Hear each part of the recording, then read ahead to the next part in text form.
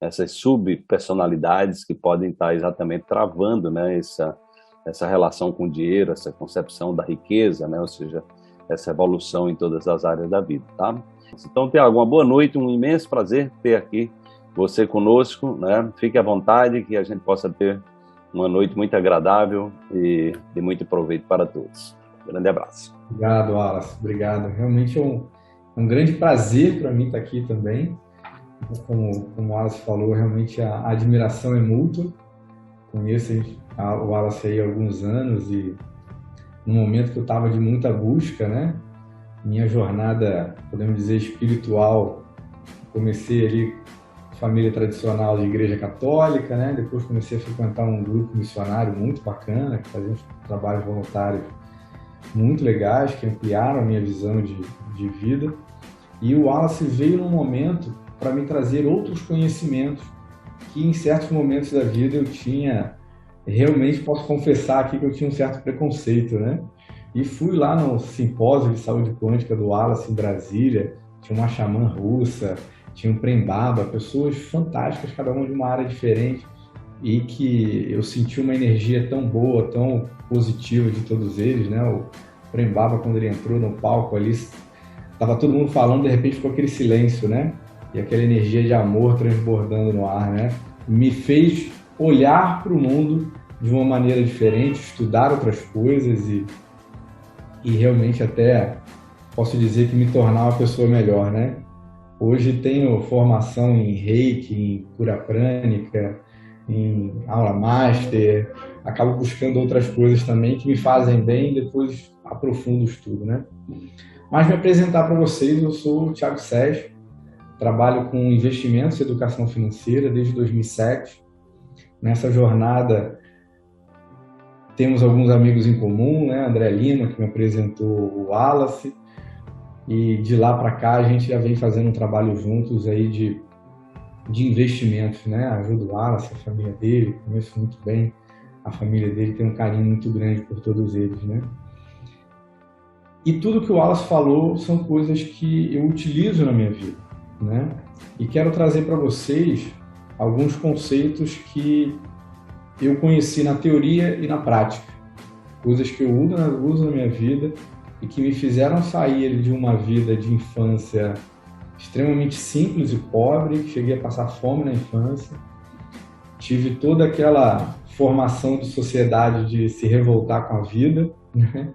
Passei alguns anos ali de adolescência bem revoltado e sem saber para onde que a vida ia levar. Não acreditava nem que o estudo pudesse levar a algum lugar, né? Porque eu não tinha exemplos próximos.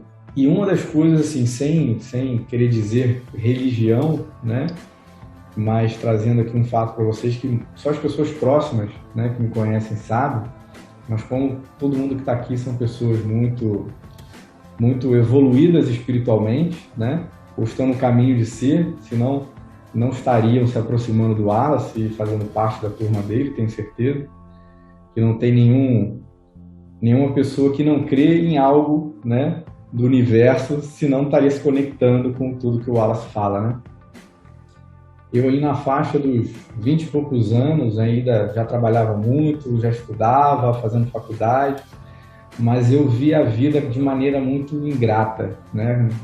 Como que eu posso dizer maneira ingrata? Não era, chegava a ser de maneira ingrata, mas eu achava a vida injusta.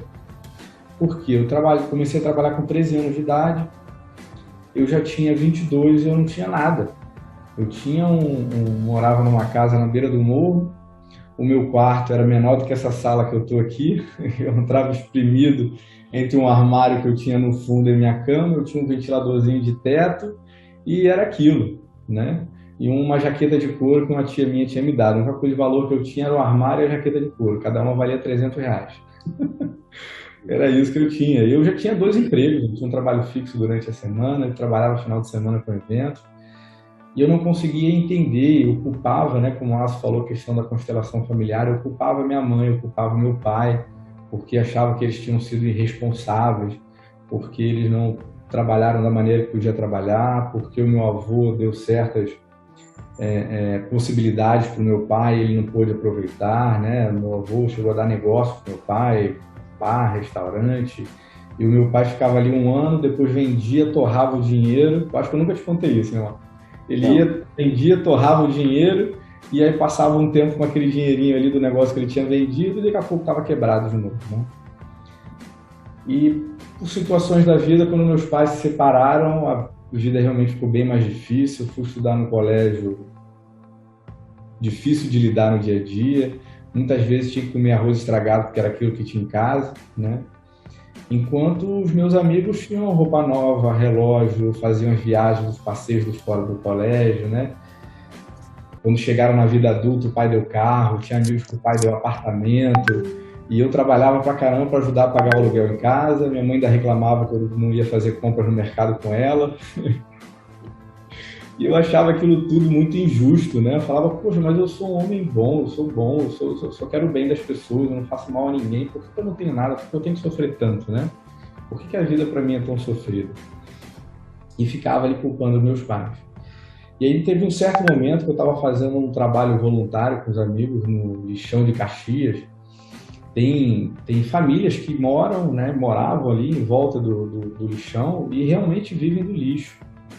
A casa deles era de pedaços de madeira, né, pedaços de papelão, criança brincando com rato como se fosse um animal de estimação, passando aquele churume do lixo na frente da casa das pessoas, que cheiro horroroso, né? E aí uma noite em casa, naquela minha oração antiga que a gente aprende na Igreja Católica de lamentação, né? Você quase chora ali reclamando da vida, né? Eu tenho a total noção de que Deus falou comigo, cara, seja grato pelo aquilo que você tem. Você viu aquelas pessoas como é que elas vivem lá no meio do lixo? Você tem uma casa para morar, de parede, de cimento, você tem a sua cama confortável, você tem comida na mesa. Cara, agradece pelo que você tem, agradece pelo que você tem. A partir dali, eu passei a ser extremamente grato pela minha vida, por tudo que eu tinha, né? Pelo pouco que eu achava que era pouco que eu tinha, eu passei a entender que era muito. E a minha vida dali passou a se transformar de uma tal forma que eu não podia esperar, né? A partir do momento que eu entendi que eu precisava ser grato pela minha vida, eu passei realmente a ter acesso a coisas diferentes, como até mesmo ir trabalhar no mercado financeiro, né? Os meus pais não tinham educação financeira nenhuma, nunca tinham me falado nada sobre investimentos ou sobre guardar dinheiro, eu só ouvia eles falando, na verdade, que não tinha dinheiro para pagar a conta, né? Era só discussão sobre dinheiro o tempo todo. E ali o mundo, para mim, se abriu de uma maneira completamente diferente, né? E eu passei a conhecer uma teoria sobre o mercado financeiro e sobre finanças que eu não sabia que existia.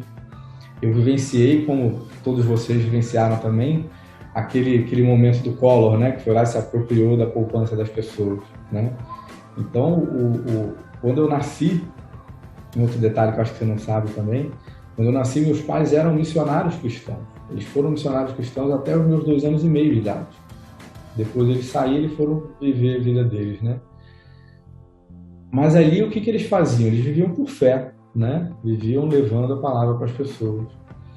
E naquela época, e a grande maioria das pessoas que ainda vivem dessa forma, eles tinham uma visão de vida muito socialista, né? E aí acabam vendo o americano e o capitalismo como se fosse algo errado, né? E aí começam-se a construir as crenças limitantes quanto ao dinheiro, quanto à riqueza, né? Então, quando eu comecei a minha vida adulta, comecei a trabalhar, eu recebia o meu salário, o que eu fazia? Eu ia lá no banco e arrancava na mesma hora, porque o banco podia roubar meu dinheiro. Então eu sacava e deixava na gaveta em casa. Cheguei a ter 30 mil reais na gaveta em casa, Wallace. Mas não era porque eu queria comprar alguma coisa, porque eu tinha medo de deixar o dinheiro no banco e ser roubado. E aí, como é que eu venci essa crença? Até por medo. Por quê? Sim. Eu morava numa casa de vila, realmente na beira de uma favela no Rio de Janeiro. Eu falei, cara, isso é para um menino pular aqui em casa, aqui, até de brincadeira, e abrir minha gaveta e achar todo o dinheiro que eu tenho, não custa, né? Ou sei lá, a casa pega fogo, eu perco todo o meu dinheiro, né? E aí eu fui lá e comecei a botar o dinheiro no banco. Primeiro eu deixava na conta corrente, depois eu entendi o que era um CDB, o que era um fundo de renda fixa. E eu fui aprendendo que a maioria das coisas que eu pensava sobre o mercado financeiro e sobre o sistema bancário o sistema financeiro cria esse medo para que ele possa te manipular. Não sei se vocês já perceberam isso, mas o sistema financeiro ele cria uma máxima de que o mercado financeiro é muito difícil, é muito desafiador, para que a gente seja fantoches na mão dele e a gente precisa ouvir tudo que eles têm a dizer. Consegue entender isso? Né? Porque se você tem medo de algo e a pessoa que está te dizendo que você tem que ter medo, ela te domina. E você age fazendo o que ela quer. Né? Só que a partir do momento que eu estudei sobre o mercado financeiro, que eu fui praticamente obrigado, porque eu queria ter um trabalho bacana, que me desse um salário legal, que me desse uma estabilidade, que eu pudesse construir uma carreira, eu tinha que tirar certificações do mercado financeiro. Então eu tive que estudar e entender a fundo como tudo funcionava. E aí quando eu entendi a fundo tudo que funcionava, eu falei, tá aí, né? Então tem segurança se eu fizer isso, tem segurança se eu fizer aquilo. Se eu quiser me arriscar, eu até posso, mas eu sei por onde que eu vou me arriscar e qual o risco que eu estou correndo, né?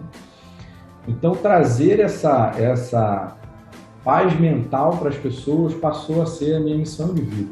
Eu consegui entender que a facilidade que eu tive para interpretar o mercado financeiro e tirar bons proveitos disso fizeram eu descobrir a minha missão de vida, que é ensinar as pessoas também a investir, ensinar as pessoas a terem essa tranquilidade no mercado financeiro, até mesmo quando vem uma crise, né? Quando eu comecei no mercado financeiro foi em 2007, logo depois veio aquela crise de 2008, que foi do mercado financeiro. Hoje a gente está vivenciando uma pandemia, que é uma crise voltada à área de saúde, que influencia todas as áreas, né? Mas ali foi específica do mercado financeiro. Eu vi um rapaz de 26 anos que trabalhava do meu lado levantar para pegar uma água e infartar. Uma menina de 32 anos ir no banheiro e de repente começar a gritar lá de dentro que travou a coluna, né? E não conseguia se mexer. Entendeu o tamanho do estresse, né? Que era nesse momento. Então, por eu já ter passado pela crise de 2008, quando veio essa crise agora, eu tive uma tranquilidade. Estou até um tempo sem fazer, mas ali a partir de março, né, do ano passado, eu passei a maior parte do ano passado fazendo live todos os dias para trazer essa tranquilidade para as pessoas, né? E aí é um pouco disso que eu quero trazer para vocês, tá? De alguns conceitos do mercado financeiro que tem muito mais a ver também com mentalidade e com tudo que o Wallace disse sobre as crenças que a sociedade impõe a gente, da forma de criação que a gente vive, que a gente acaba sendo conduzido dessa forma, né? Uma primeira reflexão, imagina que ao invés de a gente ter nascido, você falou que tem muitas pessoas de diversos países, né, que assistem ao vivo gravado, mas comparando aqui com o povo brasileiro, né? Imagina se ao invés de a gente ter nascido no Brasil, se a gente tivesse nascido na Suíça. Será que a nossa visão de dinheiro não seria um pouco diferente? Com certeza seria, né? Com certeza. Até mesmo se tivesse nascido nos Estados Unidos já seria muito diferente. Muito. Seria muito diferente. Então, como você falou de limpar os dados, né? Eu também acredito muito que a nossa mente ela funciona como um computador. E desde o momento que a gente está ali na barriga da nossa mãe, vão sendo inseridas informações e essas informações elas modelam a forma que a gente leva a nossa vida, né? E a partir do momento que a gente entende que a gente leva a vida de maneira que a gente interpreta esses dados que entraram na nossa mente, a gente pode também limpar eles e agir de uma maneira diferente, tá? Estão dispostos a fazer isso? Estamos dispostos, né?